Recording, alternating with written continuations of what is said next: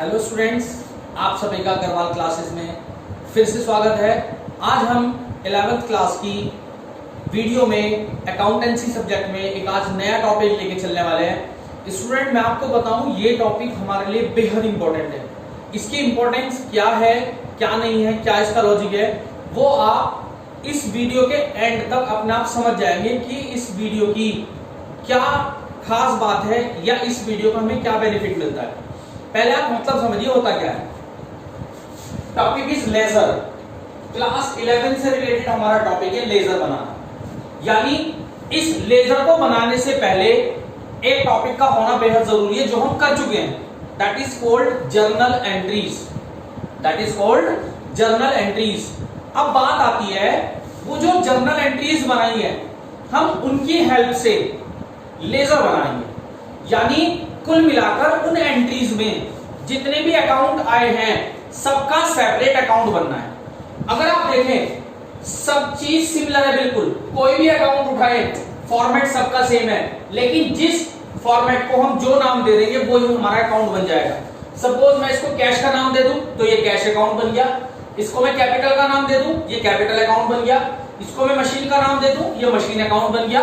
Means journal जब भी हमने बनाया उस जर्नल में जो भी अमाउंट आई है, जितने भी अकाउंट बने हैं, उस अकाउंट का आपको सेपरेटली अकाउंट मेंटेन करना है। उसी का नाम लेजर है। उसी का नाम क्या है? लेजर। उसकी बेनिफिट्स क्या, इंपॉर्टेंस क्या, मैंने बताया, वीडियो के एंड तक आप समझ जाएंगे। पहले आप जर्नल से लेजर बनाना समझिए। फॉर एग्जांपल मैं पहला जर्नल लेता हूं। सपोज हमने बिजनेस स्टार्ट किया था 1 जनवरी को बिजनेस स्टार्ट किया, तो आप सभी लॉजिक तो जानते हैं। बिजनेस स्टार्ट करते हैं तो बिजनेस के पॉइंट ऑफ व्यू से बिजनेस के पास कैश आता है और जो बिजनेस में पैसा लगाया जाता है वो कैपिटल होती है। कैपिटल हमारी लायबिलिटी होती है जो क्रेडिट बैलेंस होता है। सपोज इसकी अमाउंट 50,000 रुपीज है।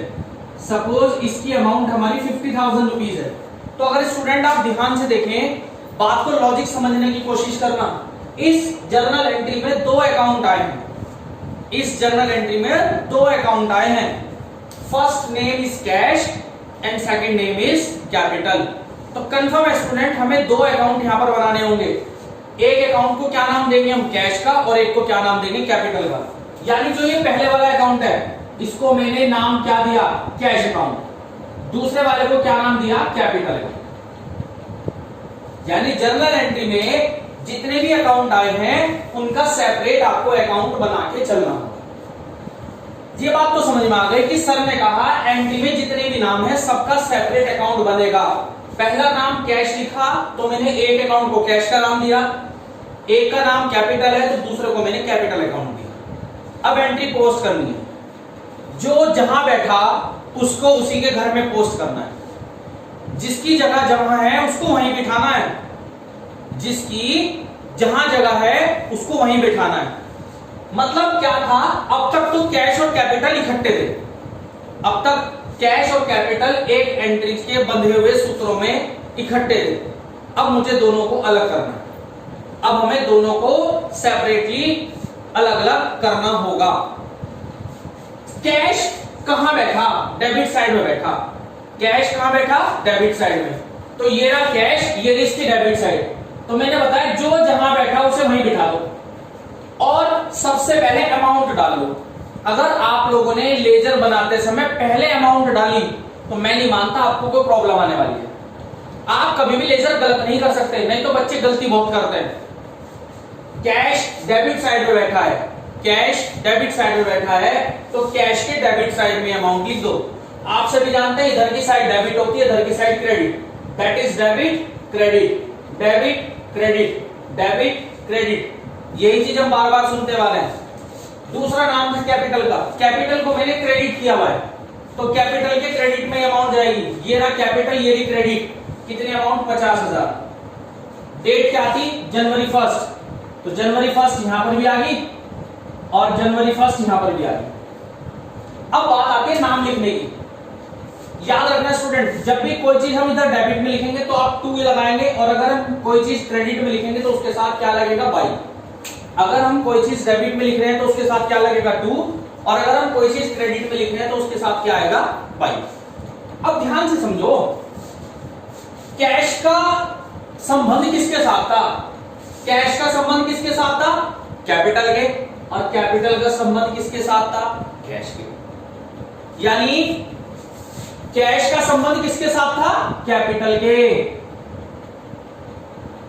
और कैपिटल का संबंध किसके साथ था? कैश के। अब आपने कहा सर ये तो आपने बता दी, लेकिन एक बात याद रखना, लॉजिक अगर याद रहे, कैश अकाउंट में कभी भी कैश का नाम नहीं आएगा। कैश अकाउंट में कैश का नाम नहीं आएगा। अगर आप ध्यान से देखें, जब कैश अकाउंट में कैश का नाम तो आने के लिए तो अंडरस्टूड है किसका नाम आएगा? कैपिटल का। सेम यहां पर कैपिटल के अकाउंट में कैपिटल का नाम नहीं आने का। तो जब कैपिटल के अकाउंट में कैपिटल का नाम नहीं आएगा तो किसका नाम आएगा? कैश का। यानी इस पहली जर्नल एंट्री की हम लेजर में पोस्टिंग कर चुके। उम्मीद है सबको समझ में आई होगी। जिनको डाउट्स हैं हम अभी 2-4 एंट्री करेंगे, अपना आप समझ में आएगी। सपोज मैं एंट्री करना चाहता हूं 5 जनवरी। 5 जनवरी में मैंने गुड्स खरीदा। तो गुड्स खरीदेंगे तो गुड्स हमारे पास आता है। अब रूल याद होगा, आने वाली चीज डेबिट होती है, परचेज अकाउंट डेबिट, और मेरी जेब से क्या गया? कैश। कैश अकाउंट नरेशन आप लिख लेते हो, अमाउंट है 20,000। यानी जर्नल एंट्री तो हम लोगों को बनानी आ गई। सर आप जर्नल से लेजर बनाना समझाओ। जर्नल से लेजर कैसे बनेगा? परचेज को मैंने डेबिट किया हुआ, यानी पहली बात तो मैंने आपको बताया, एंट्री में जितने भी नाम है सबके सेपरेट अकाउंट खोल लो। यानी एंट्री में 2 नाम है, परचेज और कैश। एंट्री में 2 नाम है, परचेज और कैश। तो there are requirements of 2 ledgers, purchase and cash. Student purchase तो ये बन गया, और कैश ऑलरेडी बना हुआ है। जो अकाउंट एक बार ऑलरेडी बन चुका, उस अकाउंट को दोबारा से बनाने की जरूरत नहीं है। अब अमाउंट ट्रांसफर कैसे होगी, फिर दोबारा समझिए। परचेज कौन से घेरे में बैठा? डेबिट में बैठा। तो अकाउंट में भी कहां बैठेगा? वो डेबिट में ही आएगा। ये रहा परचेज, ये रही डेबिट। मैंने आपको बताया पहले क्या डालना सीखो, अमाउंट डालना सीख लो। परचेज डेबिट में है जर्नल में, तो यहां भी डेबिट में आएगा। 20,000 रुपए जनवरी 5। और क्रेडिट में कौन बैठा? कैश। कैश के क्रेडिट में जाएगी, ये बना हुआ ऑलरेडी कैश, ये भी क्रेडिट। बाई अमाउंट कितनी थी? 20,000। डेट थी 5 जनवरी। अब बात आई नाम लिखने की, किसका नाम लिखा जाए? बात है नाम लिखने की, किसका नाम लिखा जाए? नाम लिखना बहुत आसान है। परचेज किसके साथ जुड़ा हुआ है? कैश के। और कैश किसके साथ जुड़ा हुआ है? परचेज के। यानी कैश जुड़ा हुआ है किसके साथ? परचेज के साथ। और परचेज किसके साथ जुड़ी हुई है?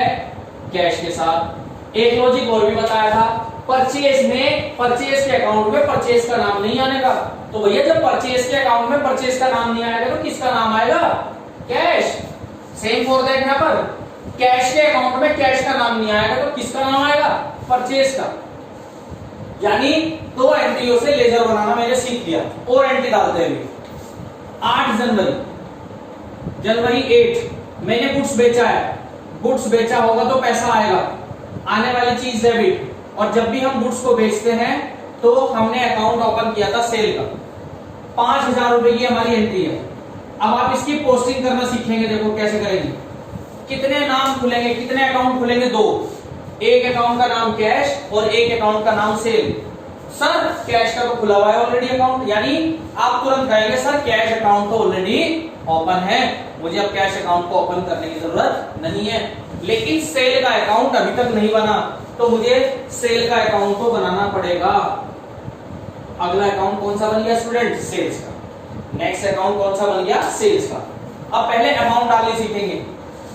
कैश कौन से खाने में है? डेबिट में। तो कैश को डेबिट में ही बिठाना होगा। ये रहा कैश, ये रही इसकी डेबिट, बिठा दो जी डेबिट में ही 5,000 रुपए। और सेल क्रेडिट में है तो सेल को क्रेडिट में ही बिठाना होगा 5,000। सेल को क्रेडिट में बिठा दिया। एंट्री डाल दी, डेट डाल दी जनवरी 8 और डेट डाल दी जनवरी 8। अब नाम लिखने वाली बात आई।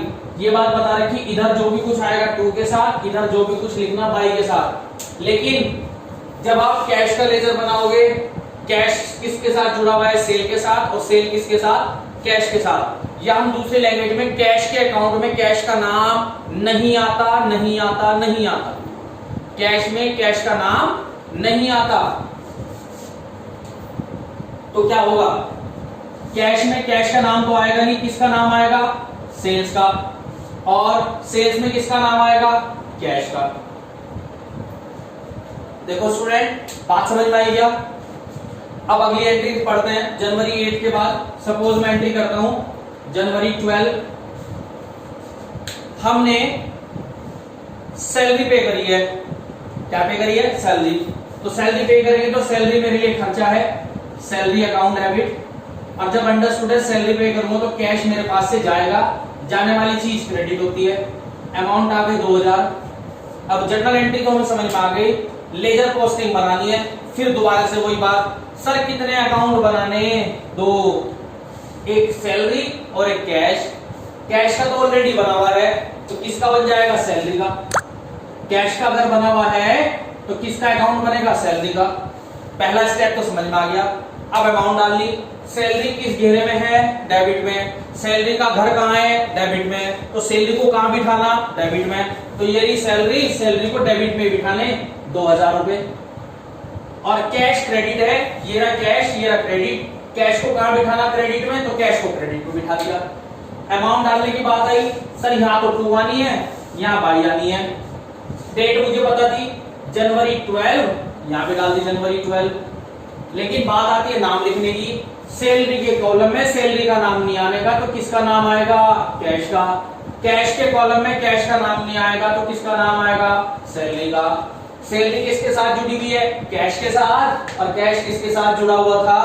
सैलरी के साथ। उम्मीद है समझ में आ रही होंगी अब एंट्रीज। जर्नल से लेजर बनाना उम्मीद है अब आप लोगों को क्लियर हो रहा होगा। और एंट्री देखते हैं। इस बार देखना, मैं इस एंट्री में थोड़ा सा ध्यान दिलाना चाहता हूं। जनवरी 15, मोहन को हमने पैसे पेड करे हैं, मोहन डेबिट। मोहन को 1000 रुपए देने थे, लेकिन कैश पेड किया मैंने 900 का। तो 100 रुपीज का मुझे डिस्काउंट रिसीव हुआ था। 100 रुपीज का मुझे क्या हुआ था? Discount receive. अब इस एंट्री को पोस्ट करना है। इस एंट्री को पोस्ट करने में बच्चे बहुत गलती करते हैं, लेकिन मैं आपको इस तरीके से समझाऊंगा, उम्मीद है आप गलती नहीं करेंगे। सर पहली चीज हमें क्या देखनी है? सर 3 अकाउंट बनेंगे, मोहन, कैश और डिस्काउंट रिसीव। पहले तो बनाओ मोहन का, ये तो बन गया जी मोहन का।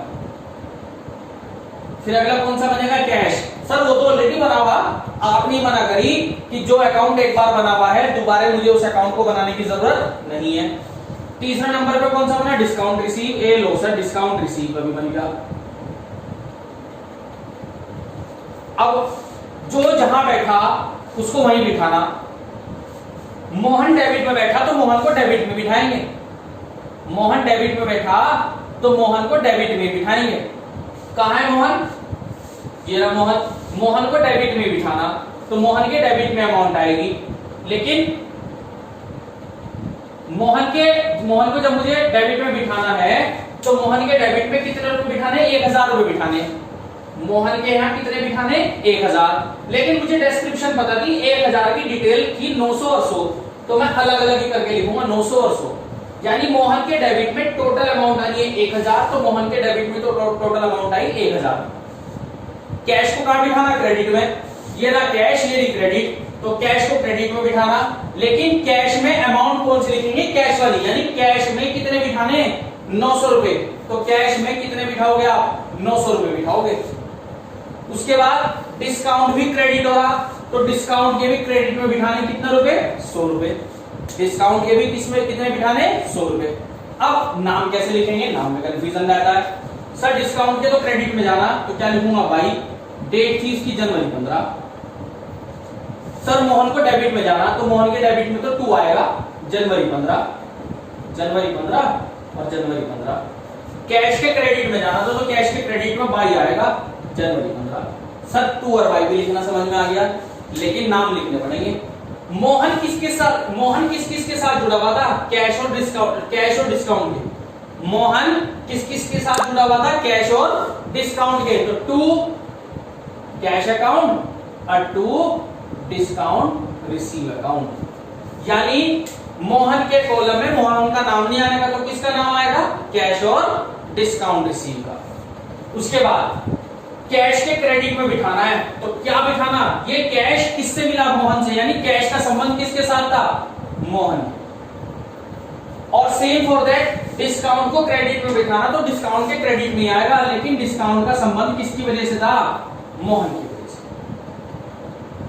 एक एंट्री और देख लेते हैं लास्ट, जनवरी 31 कमीशन रिसीव।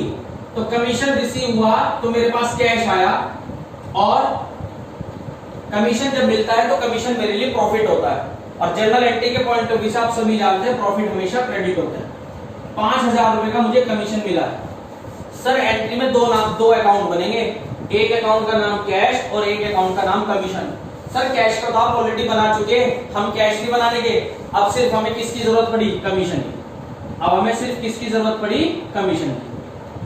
अब अमाउंट बिठानी है, जो जिस कॉलम में उसे नहीं बिठाना है। कैश डेबिट में है तो कैश को डेबिट में बिठाना है, ये रहा कैश, ये रही डेबिट। डेबिट में 2 लिखा जाता है।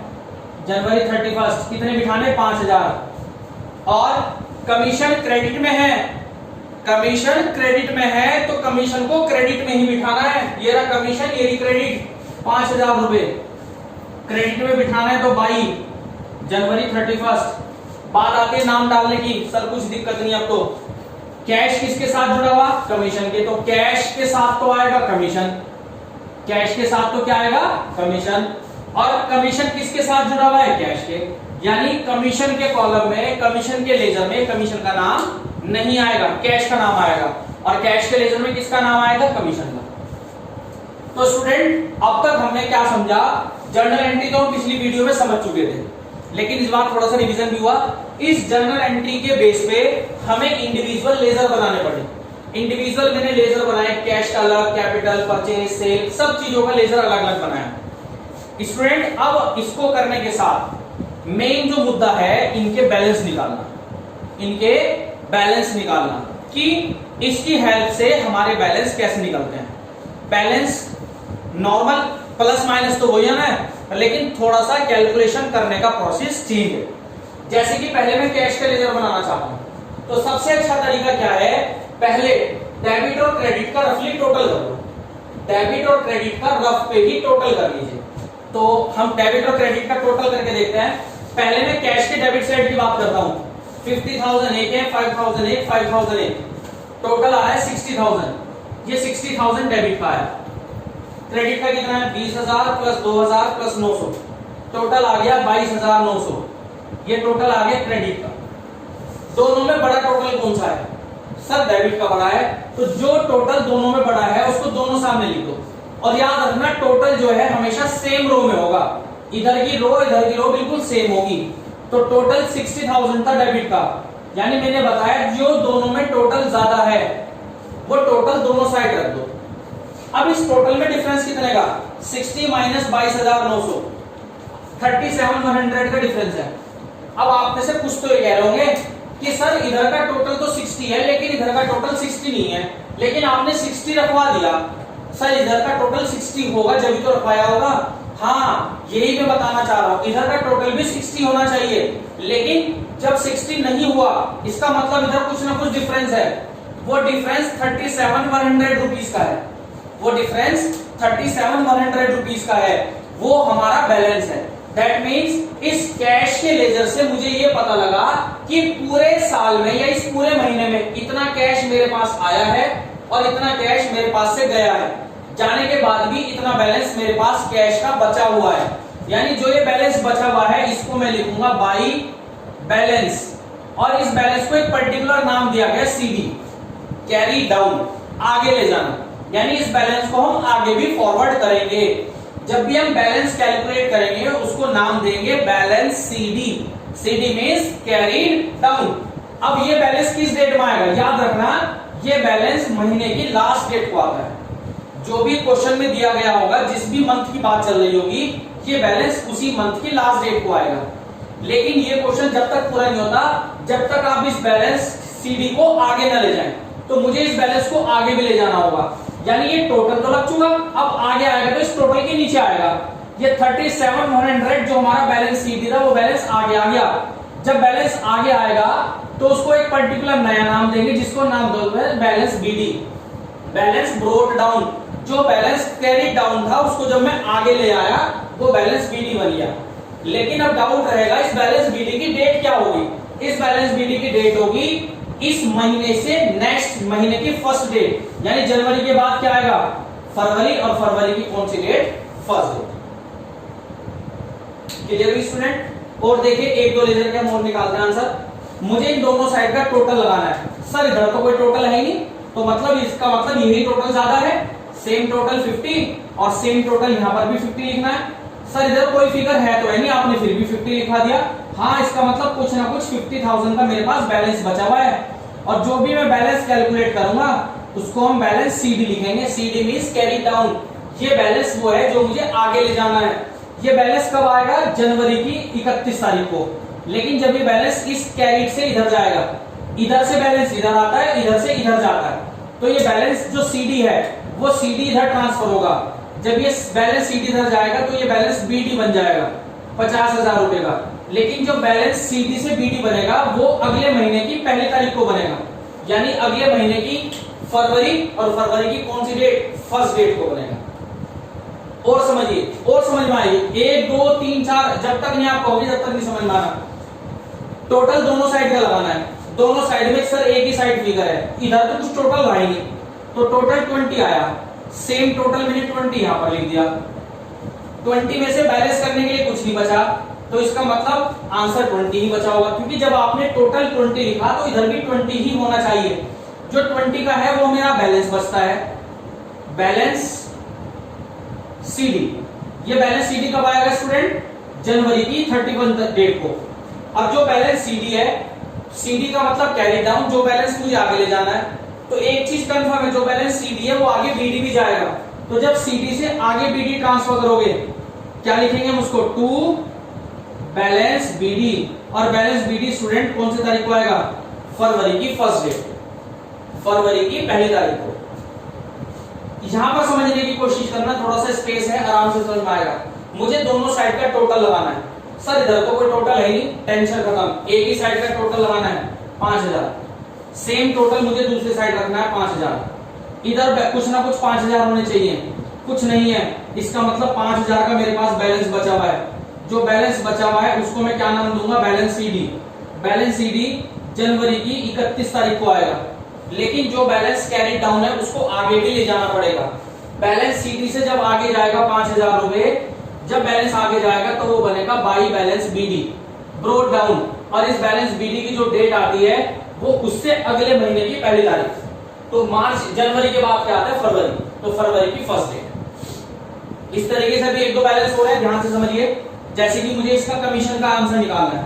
कमीशन की कौन सी साइड टोटल दिखाई दे रहा है मुझे, सिर्फ इधर की साइड टोटल है 5,000, सेम टोटल 5,000। इधर माइनस करने के लिए कुछ नहीं है, तो 5,000 ही मेरा बैलेंस बचा हुआ है।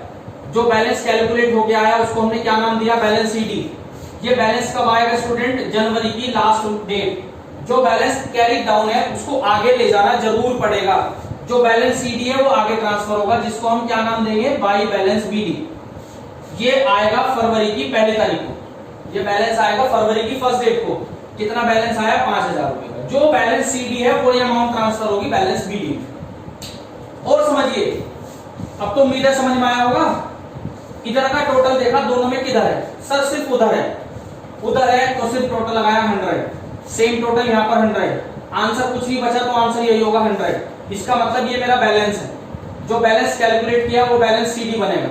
बैलेंस सीडी कब आएगा, जनवरी की 31 डेट को। लेकिन ये भी कंफर्म है सर, जो बैलेंस कैरी डाउन है उसे आगे ले जाना पड़ेगा। बैलेंस सीडी से बीडी इधर बनेगा, बाई बैलेंस बीडी 100 रुपीज। लेकिन डेट क्या आएगी, फरवरी की फर्स्ट डेट। और समझिए अभी भी बैलेंस बचे हुए हैं, और निकालते हैं। दोनों में टोटल किधर का है, सर सिर्फ इधर ही है। टोटल करूं 900 प्लस 100 1000, सेम टोटल 1000। इसका मतलब बैलेंस भी 1000 ही बचा हुआ है। जो बैलेंस बचा है उसको हम क्या लिखेंगे, बैलेंस सीडी। बैलेंस सीडी कब आएगा, जनवरी की लास्ट डेट। लेकिन कंफर्म है जो बैलेंस कैरीड हुआ उसको आगे ले जाना जरूरी है। जो बैलेंस हमारा कैलकुलेट हुआ है, जो बैलेंस हमने कैरी डाउन किया, उसको ब्रोट डाउन करना जरूरी है। अब जब बैलेंस को ब्रोट डाउन करेंगे उसको क्या नाम देंगे हम? Balance BD. उसको क्या नाम देंगे? Balance BD. और बैलेंस बीडी की डेट क्या होगी?